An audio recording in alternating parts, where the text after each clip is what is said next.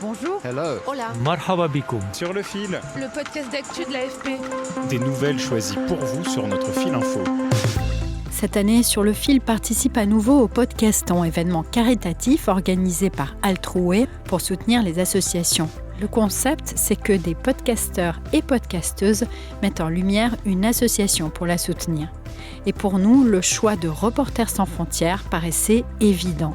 Parce que l'année 2024 a été particulièrement noire pour le journalisme, avec notamment 54 journalistes tués, selon un bilan publié début décembre par RSF. Et parce que Reporters sans frontières, qui fête cette année ses 40 ans, est devenu un acteur central de la défense de la liberté de la presse. Alors aujourd'hui, je vous propose de découvrir les coulisses de RSF avec moi. Vous allez le voir, l'association ne se borne pas à publier un classement annuel sur la liberté de la presse, qui est une référence mondiale, ou de très beaux albums photos. L'ONG est aussi sur des terrains très concrets, comme l'assistance aux journalistes en danger, l'investigation sur les médias et même les infrastructures pour permettre aux infos d'être diffusées. Sur le fil. On m'a proposé de passer au siège parisien un lundi, jour stratégique, car c'est quand se tiennent les réunions d'équipe. On fait le bilan de la semaine et on organise le travail de la suivante. D'accord, merci beaucoup. Pas facile d'entrer. Sur l'interphone, impossible de retrouver le nom de RSF. Dans un contexte de menaces croissantes contre les journalistes, ce n'était pas très étonnant. Bonjour, ça va? Très bien. Donc c'est volontaire que ce soit un peu pas très... Il n'y ait pas de signes Oui, ostentatoires. un peu, exactement. On essaie de garder l'adresse confidentielle pour des questions de sécurité. On a préféré rester anonyme. Bonjour. Derrière la porte discrète, un open space sur cour avec au moins 5 mètres de hauteur sous plafond, où plusieurs dizaines de personnes, des juristes, des journalistes, des spécialistes de l'assistance humanitaire notamment, travaillent dans une ambiance studieuse. En surplomb, une immense carte mondiale de la liberté de la presse.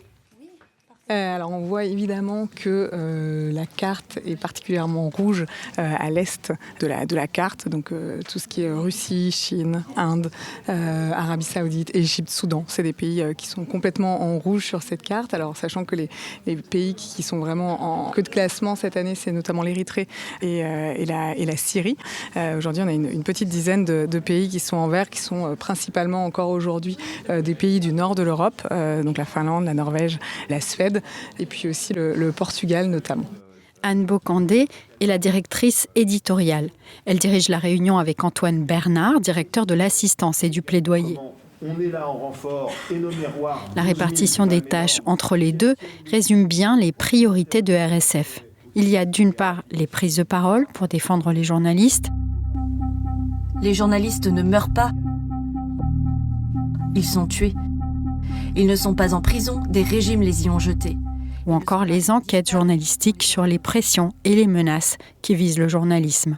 Et puis de l'autre, une myriade d'actions concrètes, d'assistance physique, juridique et au niveau des infrastructures. Par exemple, Collateral Freedom, un réseau de contournement de la censure par les régimes autoritaires. Moi, je dis très rapidement bonjour à toutes et à tous.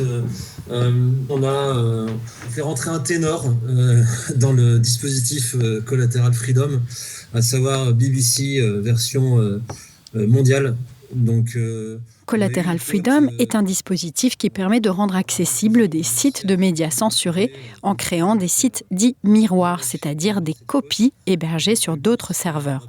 La grande nouvelle du jour, c'est que RSF a également réussi à restaurer l'accès au site de la BBC. Ceux qui ont bonne mémoire, vous vous souvenez qu'on avait débloqué il y a quelques temps BBC en perse, en farsi, mais là en fait c'est vraiment l'ensemble du site qui est débloqué, donc c'est vraiment une étape tout à fait remarquable qui a été techniquement franchie.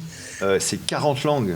Et rien que le site en farsi, c'est des millions d'utilisateurs. Est-ce qu'il y a d'autres actualités avant que je fasse toute la liste? J'étais surprise d'apprendre que RSF fait aussi de plus en plus d'actions juridiques pour soutenir la liberté de la presse. Par exemple, en ce début d'année 2025, l'ONG va aussi participer à une action en justice de l'agence américaine Associated Press, qui n'a plus le droit d'assister aux conférences de presse dans le bureau ovale de la Maison-Blanche. Restreindre le droit d'accès d'AP, en fait, restreint la capacité de la majorité des médias du monde d'informer et de remplir leur rôle de journaliste, parce que AP est une des trois agences de presse sur lesquelles se fondent la plupart des médias d'information dans le monde. RSF surveille aussi l'actualité des médias aux quatre coins du monde avec des équipes géographiques et thématiques appelées des desks. Donc il y a des desks thématiques ou géographiques à RSF et chaque desk a la responsabilité de suivre l'actualité qui le concerne. Jonathan Daguerre est journaliste et responsable du desk Moyen-Orient qui assure la veille dans 15 pays de la région. Il était en première ligne après l'attaque menée par le Hamas en Israël le 7 octobre 2023, puis sur la riposte qui a suivi. Le 7 octobre, je me rappelle, c'était un samedi. Et dès le matin, j'ai vu toutes ces vidéos horribles, tout ce qui se passait. Et j'ai commencé à recevoir les infos de nos correspondants qu'il y a eu des attaques aussi contre des journalistes à Gaza, c'est-à-dire dès les premières heures. Tandis que l'attaque du Hamas était toujours en cours, il y a eu des frappes à Gaza et on a reçu l'info que 2 journalistes avaient déjà été tués. Donc évidemment, voilà, un journaliste tué ou une journaliste tuée à RSF, c'est une urgence, quoi. On arrête tout et on fait nos vérifications pour alerter sur le sujet. La deuxième urgence, c'est journalistes arrêtés ou kidnappés.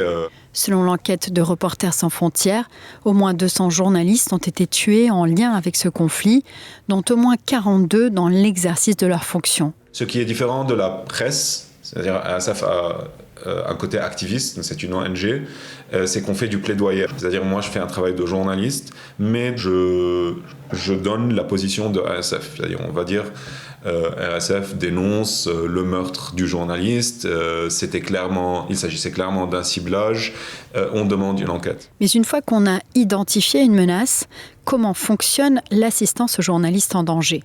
J'ai été poser la question à Victoria Lavenue, la directrice de l'équipe d'assistance. Là, dans les étagères, on a tous les gilets pare-balles qu'on met au prêt pour les journalistes français ou basés en France qui partent sur des terrains dangereux. On se concentre évidemment plutôt sur les freelances qui n'ont pas nécessairement les moyens de s'acheter du matériel. Chaque grande crise politique, généralement, nous amène une nouvelle fournée de journalistes qui partent sur le terrain. Donc, il y a des périodes d'accueil. Mais ce n'est qu'un petit volet de l'assistance. On a soutenu 700 journalistes l'année dernière.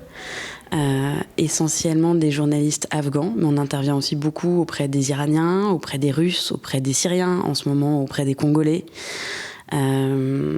En fait, les crises ces dernières années se sont multipliées et elles se superposent, elles ne s'interrompent pas. Par exemple, hier, j'ai reçu 50 nouvelles demandes qui venaient du Congo uniquement. L'ONG va alors enquêter pour voir si la menace est réelle, s'il y a moyen de renforcer la sécurité du journaliste concerné tout en le maintenant dans son pays, ou s'il faut l'aider à obtenir un visa, voire à fuir, comme ce fut le cas de la présentatrice russe Marina Osvianikova. Elle a raconté sa fuite à l'époque.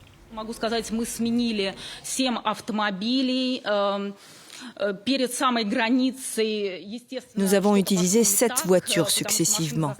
Et avant la frontière, nous nous sommes embourbés dans un champ. Nous avons sauté de la voiture et dans ce champ à découvert, dans la nuit noire, nous avons couru à l'aveugle, à travers le champ. Nous ne savions pas où aller. Un homme nous accompagnait. Comme à ce moment-là, il n'y avait pas de réseau mobile, il s'est repéré aux étoiles. где-то далеко в отдаленном месте, и, соответственно, ему даже приходилось искать дорогу по звездам. Il y a un autre format d'urgence qui est celui qu'on appelle de la crise, donc de la crise géopolitique, et où là, c'est plus difficile pour nous parce qu'on se retrouve souvent avec des grands groupes de journalistes qui veulent quitter le pays. Avec l'évacuation de Kaboul, on était tellement noyés sous les demandes que c'était très, très, très difficile. Dans ces cas, l'équipe de Victoria, aujourd'hui composée de 6 personnes, tente d'intercéder auprès de centres de crise comme celui du Quai d'Orsay, ou encore d'aller voir les ambassades pour des exfiltrations, pour des visas qui, selon elle, se font de plus en plus rares. Mais pour Kaboul, les représentations diplomatiques étaient submergées.